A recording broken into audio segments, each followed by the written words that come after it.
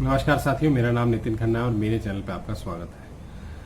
आज हम एक बहुत अहम फैसले की बात करेंगे। सुप्रीम कोर्ट का आज 11 अगस्त 2020 को एक फैसला आया है 3 जज बेंच का, जो कि पहली जो 2 जजमेंट थी ऑनरेबल सुप्रीम कोर्ट की, जो कि 2 जजेस बेंच की थी, उनमें 2 कॉन्फ्लिक्टिंग व्यूज थे, तो उनको फाइनली डिसाइड कर दिया है 3 जज बेंच ने। ये जजमेंट है section 6 of Hindu succession act पे, जो कि बेसिकली बात करता है women's right of on their father's property की।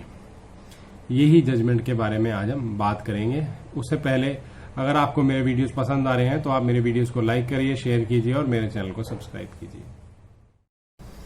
आइए वीडियो को ज्यादा बड़ा ना बनाते हुए मैं आपको सीधा जजमेंट पे ही ले चलता हूँ। आइए देखिए क्या जजमेंट है, जजमेंट का नाम क्या है और जजमेंट में हेल्ड क्या किया गया है। जजमेंट का नाम है Vinita Sharma versus Rakesh Sharma and others. ये देखिए, ये 11 अगस्त की जजमेंट है और 3 जजेस बेंच की है जजमेंट। ये फर्स्ट पैरा कहता है the question concerning the interpretation of section 6 of Hindu succession act 1956 as amended by Hindu succession act 2005 has been referred to a larger bench in view of conflicting verdicts rendered in 2 division bench judgment of this court। अब ये 2 judgements का नाम भी इसमें लिखा है।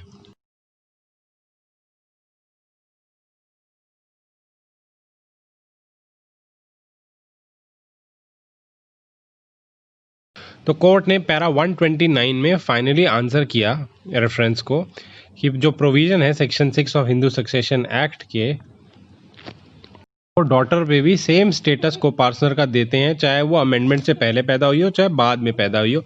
Equal rights और liabilities होंगी उसकी लड़के के हिसाब से, सन के हिसाब।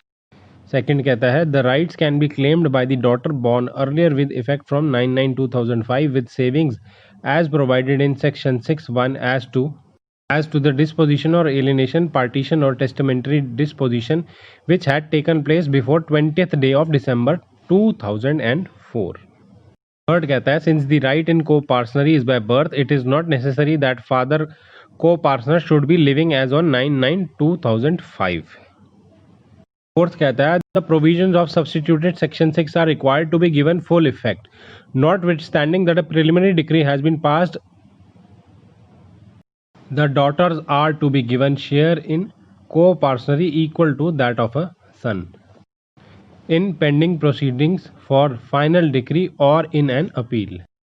Fifth कहता है in view of the rigor of provision of explanation to section 6(5) of the act, a plea of oral partition cannot be accepted as statutory recognized mode of partition effected by a deed of partition duly registered under the provisions of Registration Act 1908 or effected by a decree of a court.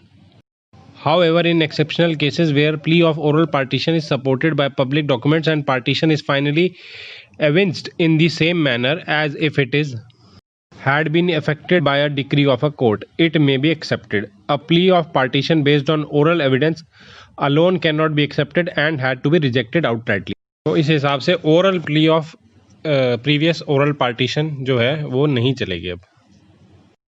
तो ये सारी बातें अब ये 3 जज bench की judgement में finally clarify हो गई हैं, फाइनली डिसाइड हो गई हैं। आज का मेरा वीडियो इतना ही। अगर आपको मेरा वीडियो पसंद आया तो इसे लाइक करिए, शेयर कीजिए और मेरे चैनल को सब्सक्राइब कीजिए। Thank you.